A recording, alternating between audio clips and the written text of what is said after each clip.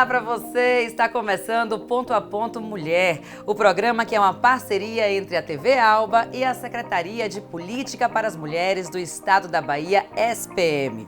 A partir de agora, se liberte de preconceitos, quebre tabus e venha comigo, Michele Gramacho, direto ao ponto a ponto, que reflete, transforma, empodera e faz toda a diferença. Gente, o tema de hoje é liderança feminina. Os benefícios são para todos, todas e todes, e eu posso provar. E para falar sobre esse assunto super importante, eu recebo aqui 3 mulheres inteligentes, especiais e muito competentes. Aqui do meu lado, ela, Vanessa Vilas Boas Dantas. É jornalista, especialista em gestão da comunicação e gerenciamento de projetos, exerce a função de diretora executiva da Fundação Hansen Bahia e na FLICA, Festa Literária Internacional de Cachoeira, uma das maiores do Norte e Nordeste, é a coordenadora executiva que faz a gerência do projeto. Muito bem-vinda, Vanessa. Eu é que agradeço, Michele. Boa tarde a você, a essas companheiras aqui maravilhosas que estão presentes e a todas as mulheres e, como você disse, todos, todas e todos que acompanham o seu programa. Parabenizar pela iniciativa e agradecer pela oportunidade de falarmos um pouco sobre o nosso trabalho. E temos muito assunto hoje. E aqui também com a gente ela, Jussara Prado, empresária, CEO da Corporação Inova, idealizadora dos projetos Inova Cowork Salvador e Inova Colab, primeiro hub de propósitos do mundo. Bem-vinda, Jussara. Obrigada, Michele. Que felicidade estar aqui com você e com essas duas mulheres lindas.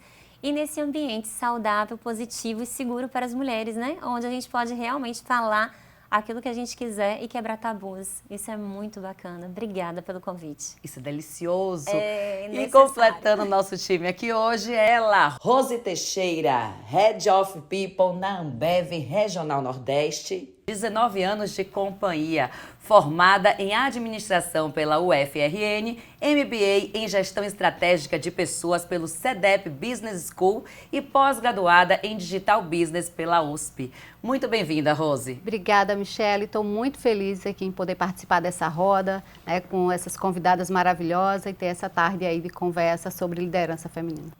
Eu tenho certeza que o tema de hoje, você já escutou falar muito sobre esse termo, liderança feminina e tal, mas será que realmente você sabe o que é liderança feminina? Como neste programa a gente começa tudo do início para ficar bem explicado, olha só a definição que encontramos no portal de Faculdade de Administração e Negócios Business School, que é o seguinte: de uma maneira ampla, a liderança feminina pode ser vista como uma adaptação do conceito de liderança, dedicando às mulheres, nesse sentido, seria o termo criado para descrever uma condição de influência dela em relação a um grupo, departamento ou empresa, a fim de guiá-lo na busca pelos objetivos da organização. Mas a gente vai saber muito mais o que é isso mesmo. Foi essas 3 mulheres aqui e líderes, né? Eu vou pedir que cada uma contasse, né, para a gente contextualizar a sua breve história, desde quando você se entendeu como uma mulher líder até chegar nessa posição de liderança que está hoje. Eu vou começar aqui com a Vanessa. Então, Michele, na verdade eu comecei trabalhando numa empresa de cosméticos com 19 anos. E lá eu fiquei todo o meu período do curso pré-vestibular e durante todos os meus anos de faculdade. Trabalhava durante o dia e estudava à noite. Eu fiz comunicação com habilitação em jornalismo e desde esse período eu comecei a ter assim, contato com pessoas, né? Muitas pessoas. E aí, como eu sempre fui uma pessoa que eu sou aquela pessoa que eu gosto de fazer tudo que me entregam para fazer da melhor forma possível.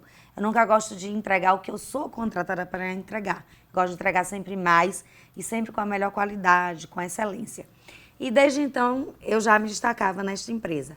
Depois que formei, né, tive uma breve passagem por emissoras de rádio e televisão. Aqui na Bahia, meu sonho era ser repórter, era ser apresentadora de TV. Colega. Né, só colega, exatamente.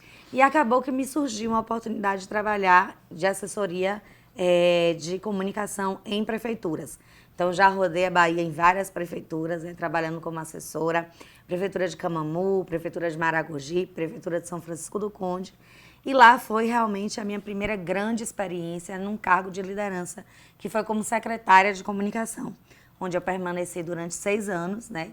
A grande maioria dos colegas secretários e também dos meus liderados eram homens, né? Então a gente sempre se depara com esse cenário, né, meninas?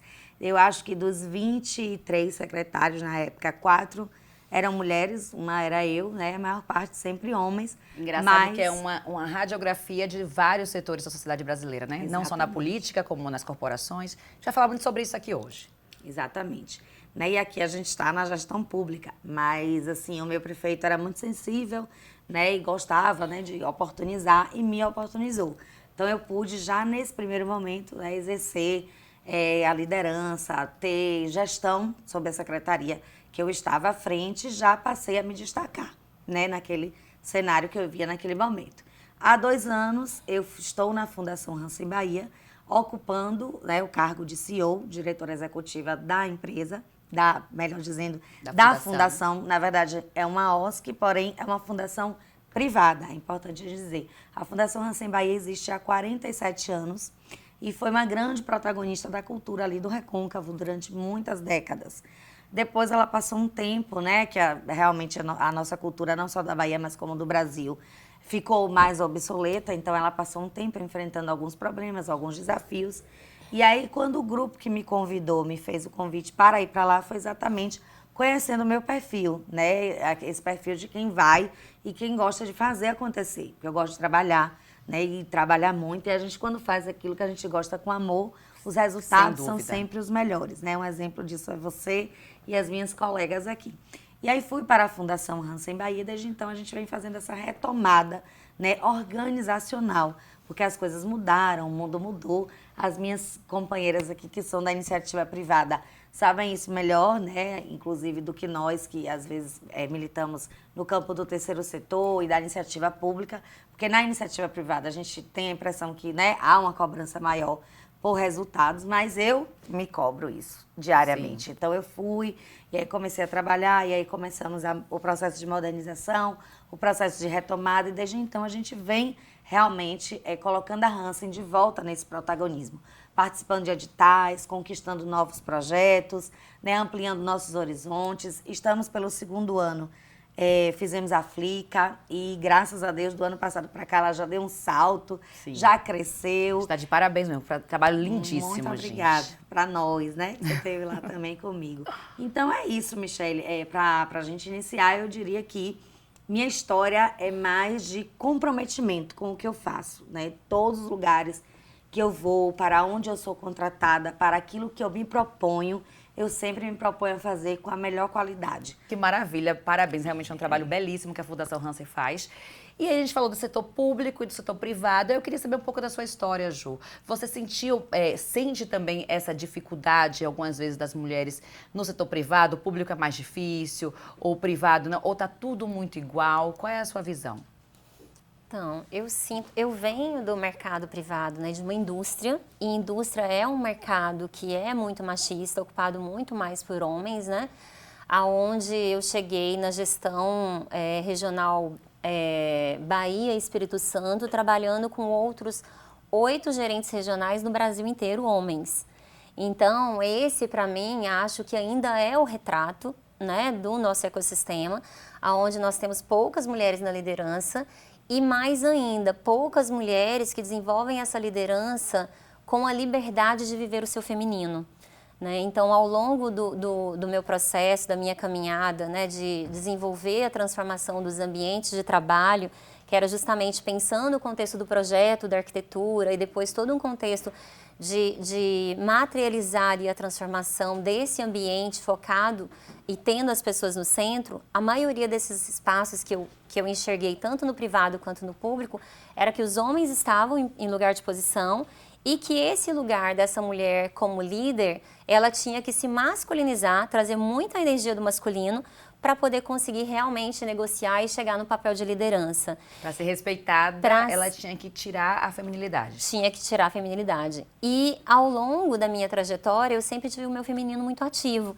Então, eu começo o meu papel de liderança ainda ali na adolescência, entrando no processo, né, como representante de sala de aula, entrando nesse processo de engajamento com aquele olhar que eu acho que todas nós trazemos, que é olhar o bem-estar das pessoas que estavam ali, né? E isso foi abrindo caminhos para que eu galgasse realmente a minha ascensão profissional, mas com esse olhar de enxergar um ambiente adoecido dentro de um contexto daquilo que nos trouxe aqui, mas de enxergar, olha, não é esse o lugar que eu quero trabalhar. Eu quero realmente desenvolver um lugar onde eu vou poder exercer a minha liderança, respeitando e tendo empatia para com os outros e inspirar para que mais mulheres tenham realmente voz, vez, né, de promover um ambiente saudável, seguro e saudável, para que todos possam realmente trazer o seu melhor.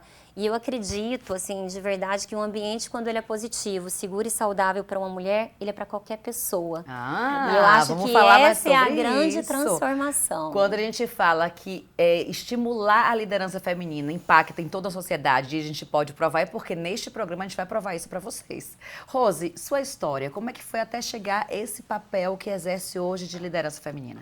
Eu comecei, né, minha liderança, primeiro acho que em casa, acho que eu tive um grande exemplo, minha mãe como líder, mas eu saí da faculdade e entrei na Ambev, então toda a minha trajetória aqui, até hoje, foi dentro da Ambev, então eu tive sorte de entrar numa companhia que também me ajudou e me incentivou a dar esse passo e a chegar hoje na posição que eu ocupo aqui na Regional Nordeste, na Ambev no Brasil.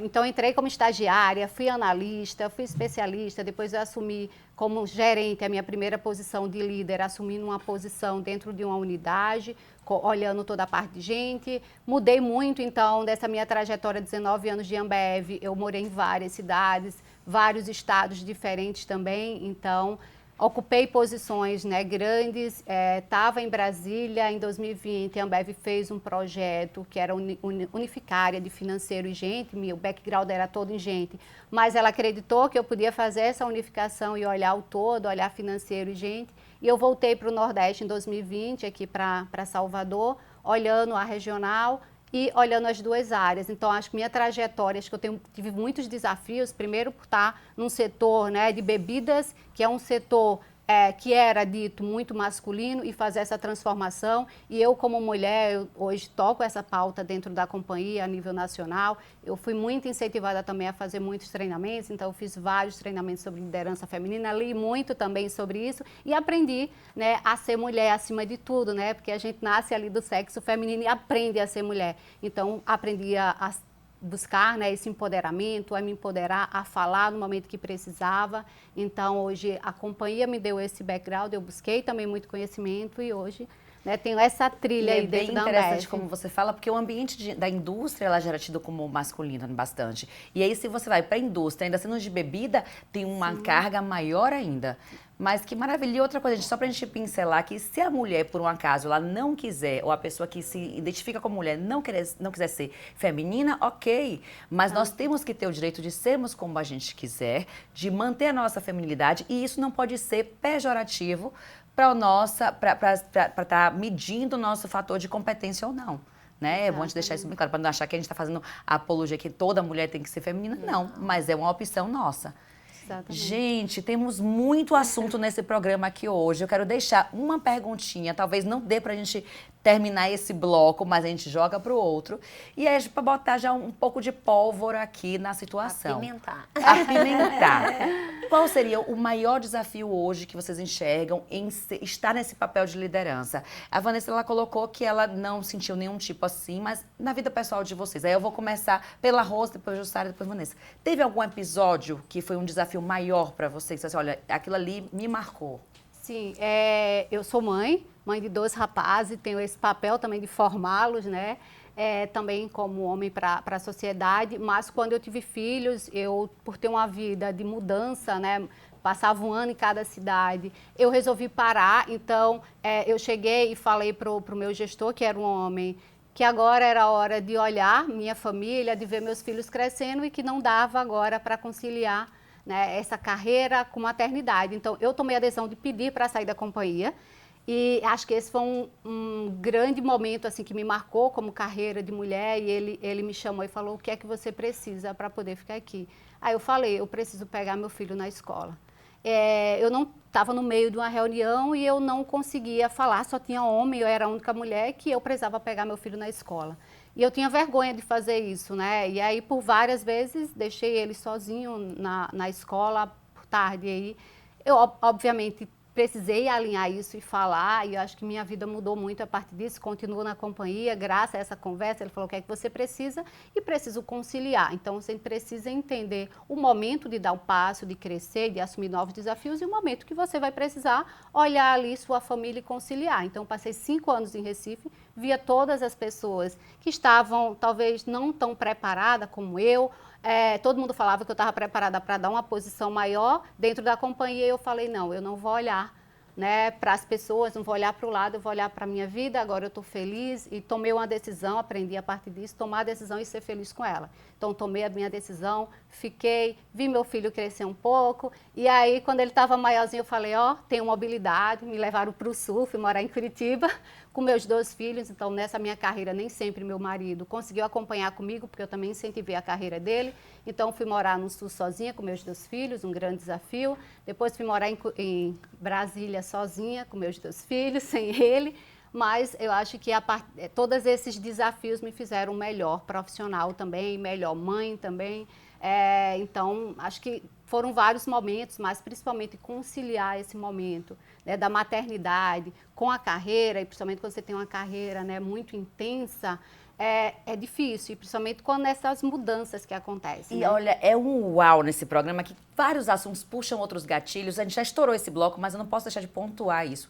Como você falou desse momento de reunião, olha só, se a gente tivesse um pensamento na sociedade onde a responsabilidade é de pai e mãe por igual no cuidado da criança, aqueles homens da reunião também poderiam ter que pegar os filhos. Talvez eles não tenham, porque está uma carga nas mulheres deles que teriam que pegar o filho. Então, aí você ficou, imagina, né, receosa de falar algo que tinha que ser natural, porque eles também tinham que passar por esse tipo de dilema. Perfeito. Uau, mas a gente já vai entrar em outro assunto que não é o foco do programa.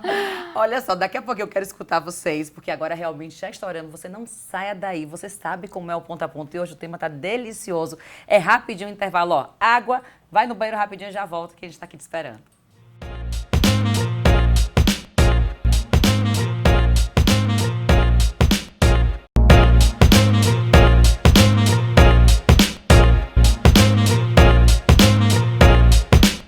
Estamos de volta com o Ponto a Ponto Mulher, hoje com o tema liderança feminina. Os benefícios são para todas, todes e todos, e a gente pode provar. Gente, olha só esse dado. Ah, não, antes do dado, volta aqui que ficou a pergunta no ar. Calma, vamos ouvir agora a Ju falar da questão do desafio que ela sentiu enquanto liderança e também a Vanessa, porque Rose já deixou a gente impactada e até fazer um salve, né? Como as organizações estão mudando e estão sendo empáticas a esses dilemas que causam esses desafios. Mas, Jussara, no seu percurso aí, qual foi o seu maior desafio aqui, algo que tenha te impactado? Eu falo que histórias conectam, né? E a minha virada tem a ver com a maternidade também. Eu fui gestora dessa indústria, né, de imobiliário corporativo durante 7 anos. E nesse caminhar eu fui galgando a minha transformação e não fui vendo esse contexto do preconceito que existia entre as mulheres, porque eu fui transformando. À medida que eu sentia, eu transformava.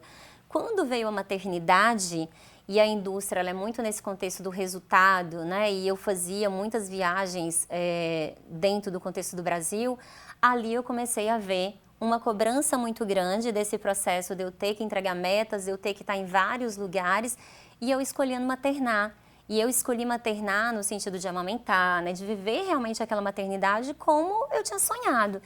E ali eu senti esse ambiente realmente adoecido. Ou então, seja, o que era sutil ganhou um holofote para você. Ganhou, num lugar que era muito importante para mim. E aí, nesse momento, né, eu vivi as 2 gravidez ainda dentro dessa indústria, foi quando eu entendi que naquele momento ainda não ia mudar. E que o mundo que eu queria dentro desse ambiente positivo, ele não estava, mas que era a minha decisão, continuar né, e me sujeitar dentro desse contexto, e aí é um contexto financeiro, e eu falo que o tamanho do nosso privilégio é o tamanho da nossa responsabilidade, e ali eu tinha um privilégio de escolha, então eu decidi sair e empreender. Né? Então eu falo que a maternidade traz esse contexto do gestar, do cocriar, né, que é muito peculiar de nós mulheres. E nesse momento, hoje, João Marcelo tem 10, João Lucas tem 8 anos e a Inova tem 7. Então, é realmente todo esse processo da maternidade. 3 filhos gerados aí e com muito sucesso. Exato. E aí é onde eu falo que nos desafios estão as oportunidades do aprendizado. Sim. E nesse desafio que eu enxerguei dentro da indústria, foi o olhar que eu tive para falar, não, eu quero transformar esse ambiente de trabalho, mas eu quero transformar esse ambiente de trabalho na perspectiva da mulher, para que seja realmente um ambiente seguro, aonde ela possa viver, se ela escolher a sua maternidade, mas continuar produzindo, continuar co-criando, sem interromper o seu projeto da sua vida profissional. Maravilha, que as coisas caminhem paralelamente, Exato, né? eu não preciso abrir mão, né? Perfeito. Por que eu tenho que abrir mão para viver algo tão especial na minha vida? E eu acho que hoje, dentro de um contexto, existem desafios que eu fui, né, ajustando, mas é onde eu me encontro, é onde eu me realizo e é onde eu posso maternar e também continuar nesse processo de evolução, como essa líder, né, inspirando outras mulheres a tomarem suas escolhas. Que é o objetivo sempre, né, da nossa existência. Exato. Vanessa, e você fala que não tem nada assim muito impactante, mas dessa sutileza. Michele, veja bem, eu estou escutando aqui as colegas falarem e realmente nos meus papéis de liderança eu nunca senti essas dificuldades. Eu também tenho uma filha de 6 anos, mas levo ela junto comigo em todos os lugares, você acha que já viu. Beijo. Mas eu tive, sim, uma grande dificuldade dentro de um processo, na minha transição de liderança, quando eu abri mão de ser secretária para disputar um mandato político, né? Aí sim, minha amiga, eu acho que a gente tem grandes desafios a superar, viu, companheiras? Porque a política, ela é muito machista. E quando se fala de posições de poder, política e de cargos eletivos, pasmem, gente, apenas 12% das cidades brasileiras são administradas por uma mulher.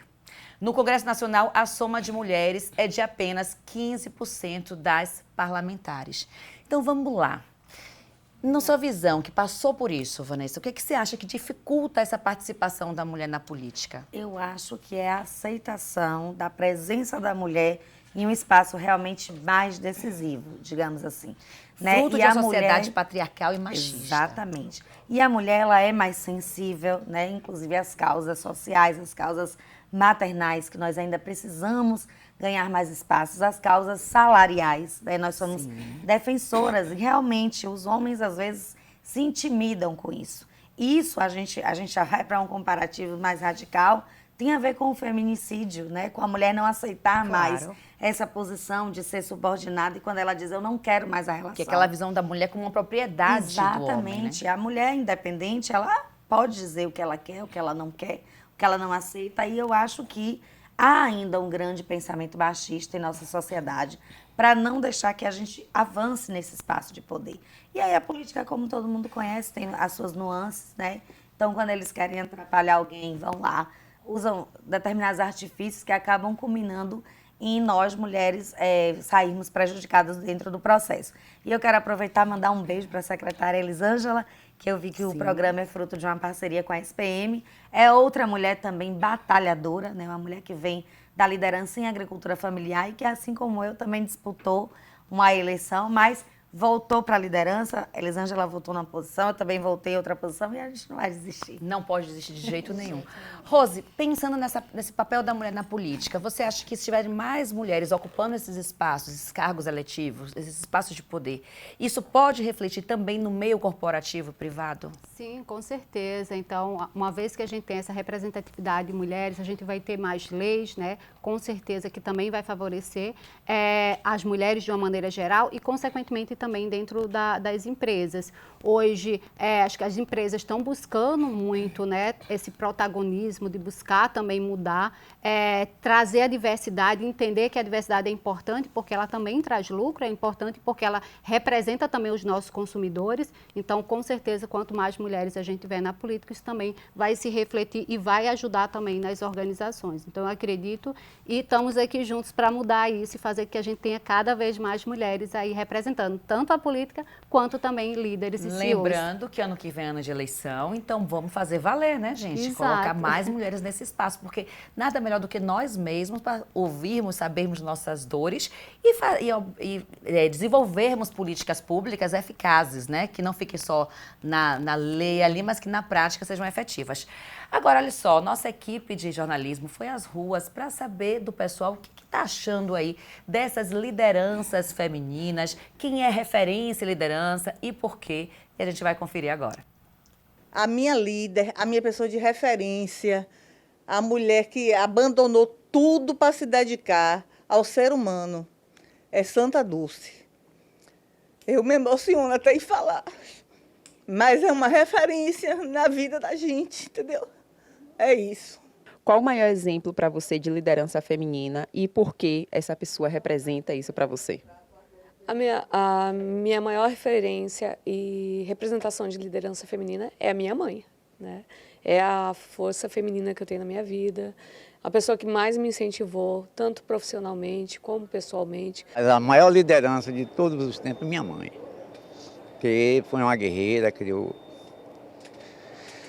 Aí fica difícil, né? Você vê como ela é tão exemplar para mim que me emociona. 10 filhos, todos passamos por dificuldades e tudo, estamos todos aí formados, bem.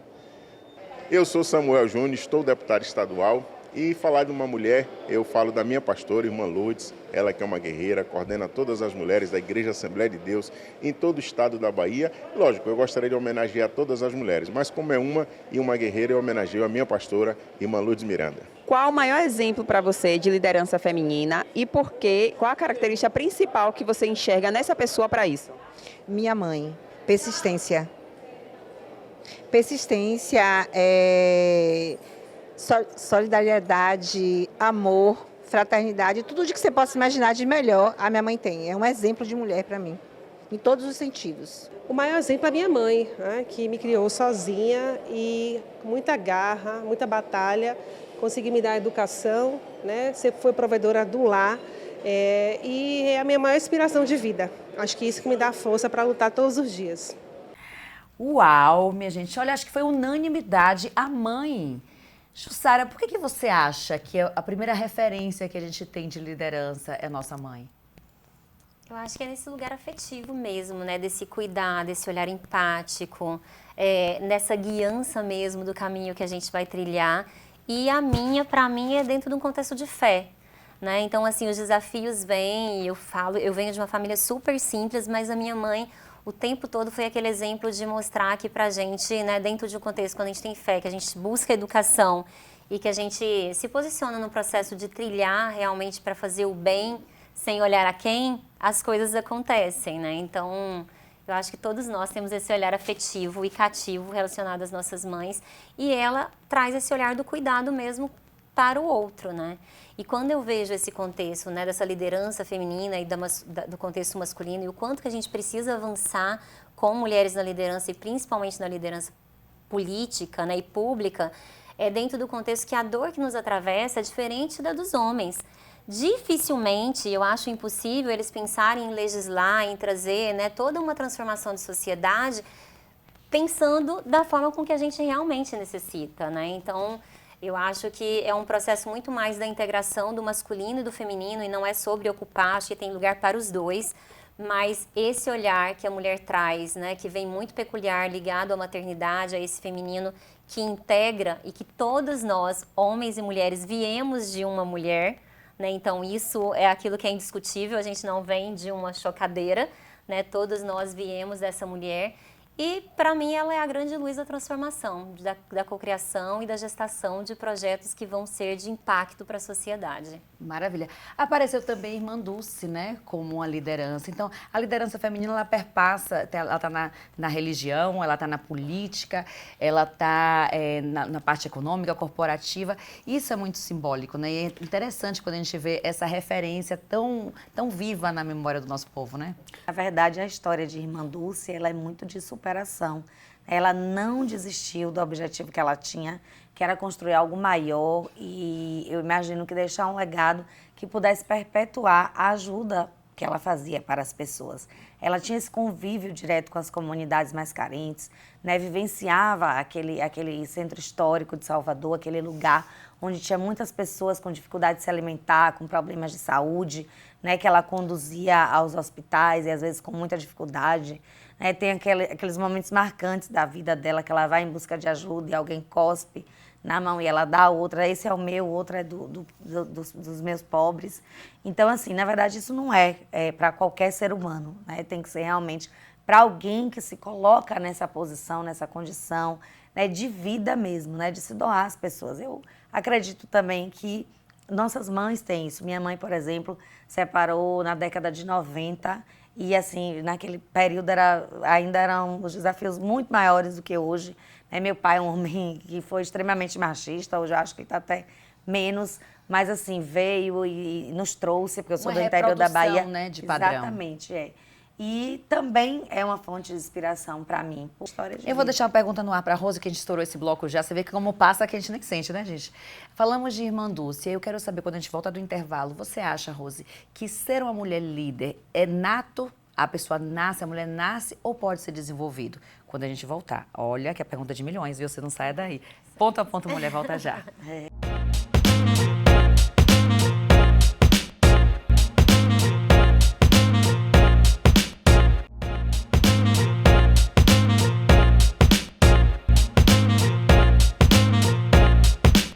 Estamos de volta com Ponto a Ponto Mulher, hoje falando sobre liderança feminina. Fomos para o intervalo deixar uma pergunta de milhões aqui no ar para a Rose. Rose, você acha que a mulher nasce líder ou ela pode sim desenvolver a liderança ao longo da vida?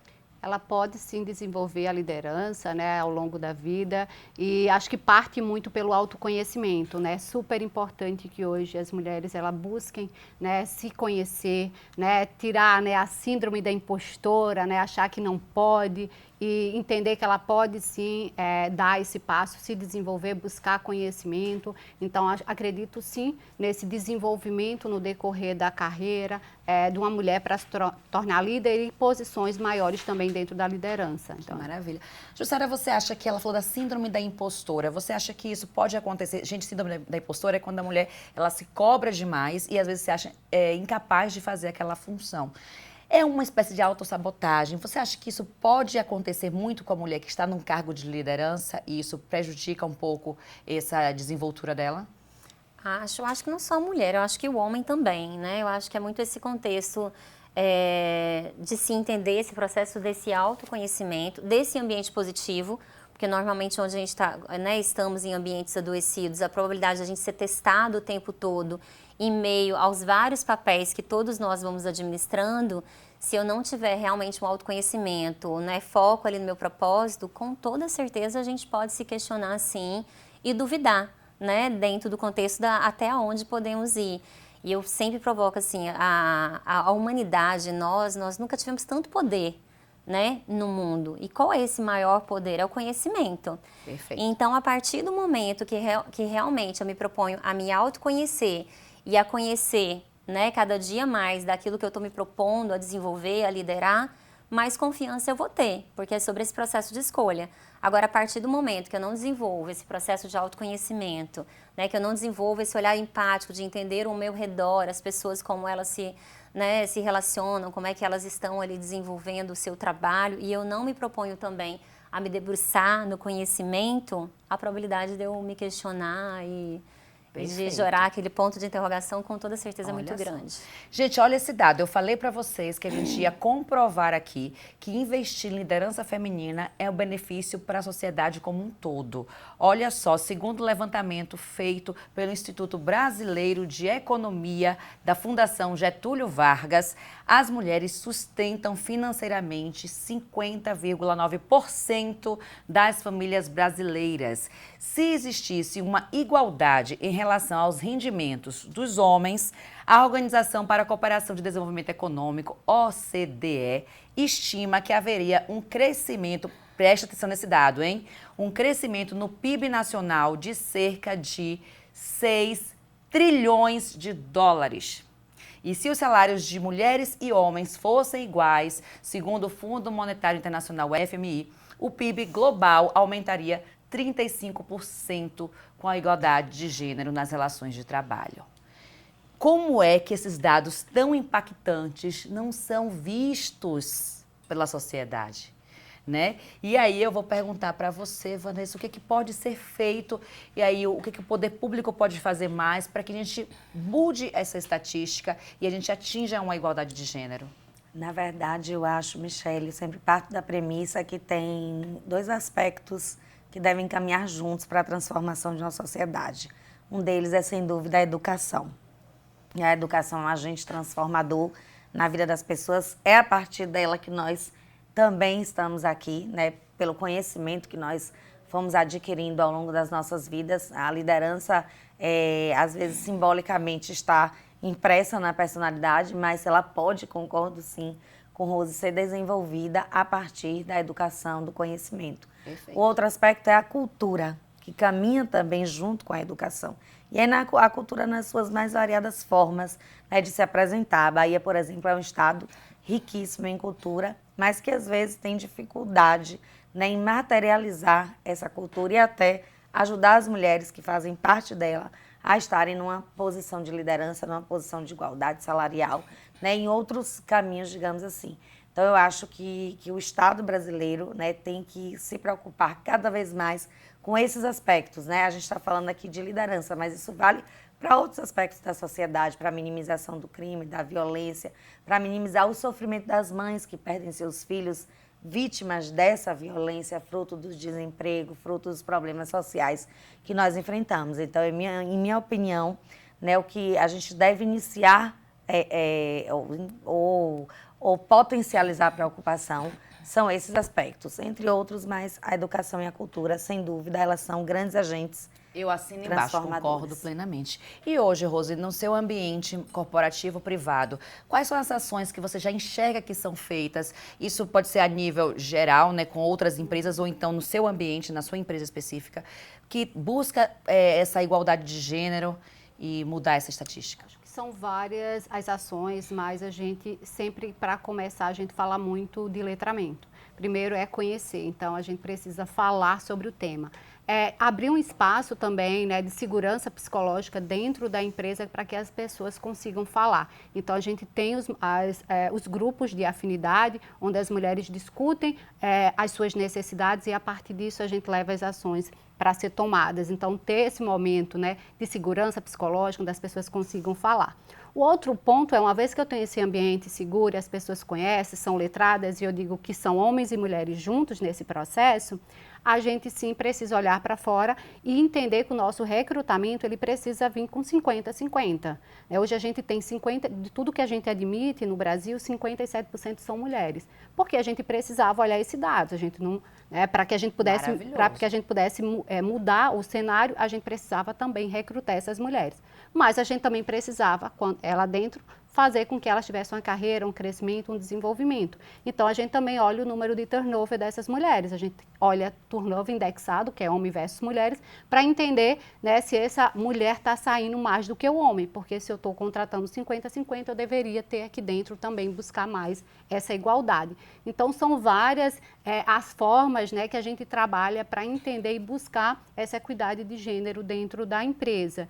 Hoje, a gente tem alguns projetos, principalmente voltado, né, para vendas, né, para homens, imagine, que são homens pilotando moto, e a gente tinha muito que era basicamente 90% masculino. Hoje a gente já tem 30% de mulheres que pilotam moto, né, que são as nossas RNs. Mas porque também a gente foi olhar para a sociedade e viu que a gente precisava desenvolver essas mulheres a confiança dela pilotar uma moto.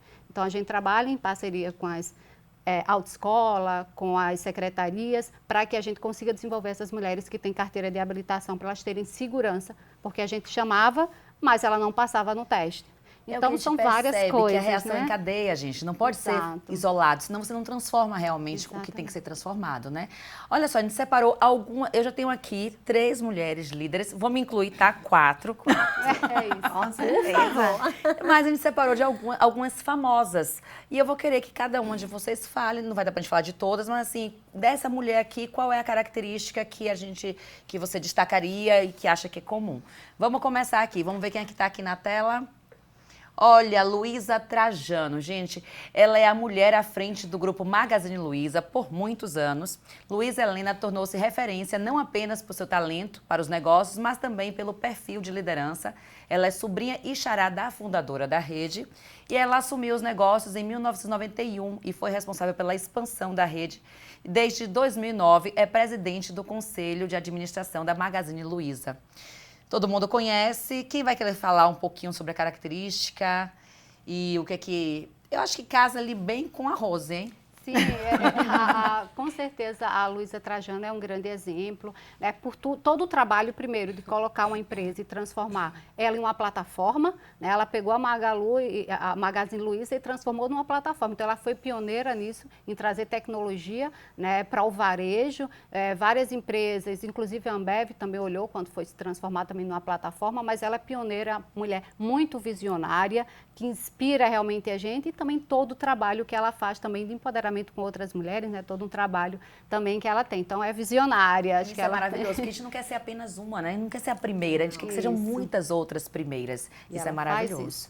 Vamos lá, quem é a próxima? Jacinda Ardern, a primeira-ministra da Nova Zelândia.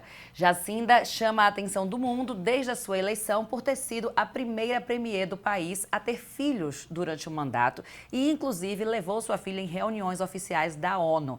No enfrentamento à Covid, ela se destacou muito no mundo, porque as suas medidas rígidas garantiram que a Nova Zelândia fosse o primeiro país do mundo a controlar o vírus antes mesmo das vacinas.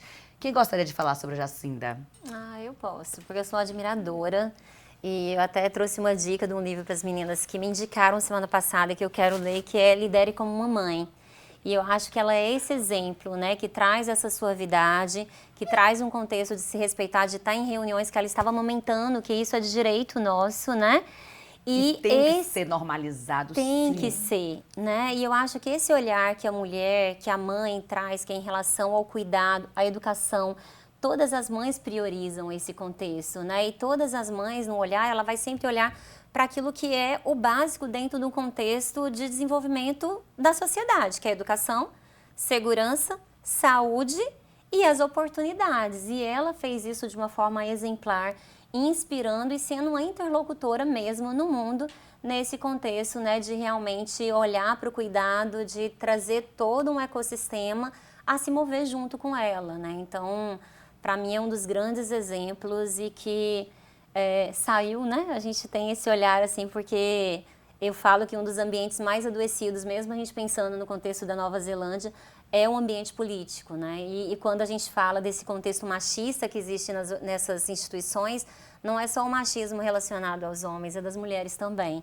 né? Então a gente precisa muito se curar, né? E trazer esse equilíbrio dessa energia do feminino e no masculino e nos acolhermos muito mais. Porque disseminar essa cura, né? Muito. E mulherar, né? Eu acho que esse mulherar, essa ciranda de mulheres, ela é a grande força para a transformação. E ela, com toda certeza, é essa mulher que trouxe toda essa força, toda essa doçura, jovem, né? Que eu acho que ainda traz todo esse contexto e de mostrar que a gente pode liderar, sim, com essa suavidade. E essa é a grande diferença de nós mulheres, né? Sim. Esse olhar ali pro cuidado. E para a gente fechar as mulheres aqui que a gente vai trazer nessa tela, vamos ver quem está aqui com a gente. Dilma Rousseff, a primeira mulher eleita presidente do Brasil, governando entre os anos de 2011 e 2016, quando ela sofreu um impeachment. É economista e política e atualmente ela preside o Banco dos BRICS, que tem por objetivo a cooperação entre os países para o desenvolvimento socioeconômico e ambiental em comum.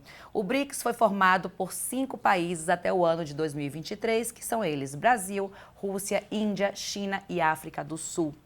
Vanessa. Essa com certeza é para mim. Essa é para você, com certeza. Dilma, na verdade, ela é o exemplo, claro, né, e concretizado do que eu falei, né, do machismo na política. Nós sabemos que ela foi vítima de um grande golpe, né, articulado ali por uma maioria machista que não aceitava a liderança, né, dela com toda a autonomia, com toda a qualificação que ela tem, né. Ela foi fruto de um governo bem sucedido, né, tocou o PAC, né, que foi um programa que, à época, já realizou grandes obras e que agora, graças a Deus, foi retomado para ser continuado, porque o absurdo é tamanho, que o que Dilma deixou não foi continuado pelos dois que a sucederam, né, como uma forma até de represália, né, uma característica bem estranha, digamos assim, no nosso país, mas graças a Deus estamos tendo a oportunidade de retomar. Inclusive, quando agora ia ser nomeada, foi alvo de várias críticas, né, de que o presidente só estaria acomodando ela lá como uma forma de compensá-la,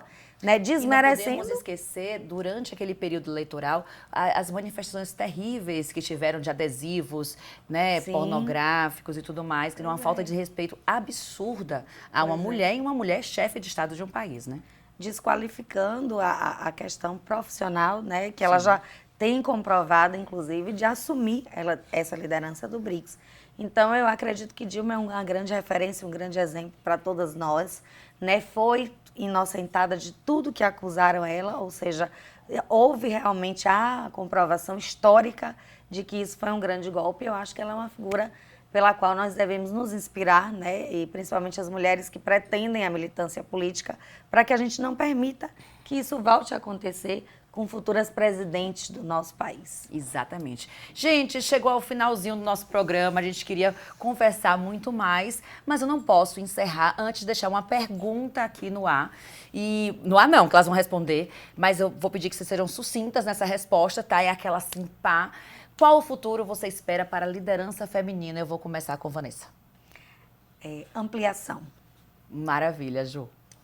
Que o tamanho do nosso privilégio, né, que é essa responsabilidade, a gente possa realmente, dentro das próximas eleições, mostrar isso e trazer mais mulheres nas lideranças políticas. Maravilha, Rose. Que participação, ter essas mulheres crescendo, a gente sempre fala, uma sobe e puxa a outra, então que a gente realmente consiga subir e puxar outras, lembrando que os homens também puxam, então que a gente consiga aqui juntas, né, uma ajudar a outra e que a gente tenha mais representatividade. Uau, minha gente, que programa delicioso, maravilhoso. Poderíamos ficar aqui mais 3, 4, 5 horas, porque assunto tem bastante e conhecimento para compartilhar. Eu quero agradecer muito a presença de vocês e espero tê-las novamente em breve aqui em outro Ponto a Ponto. E uma coisa que as mulheres têm que aprender é que ninguém te dá o poder de bandeja. Você tem que agarrá-lo. Rosiane Bar. Até o próximo Ponto a Ponto, mulher. Tchau, tchau.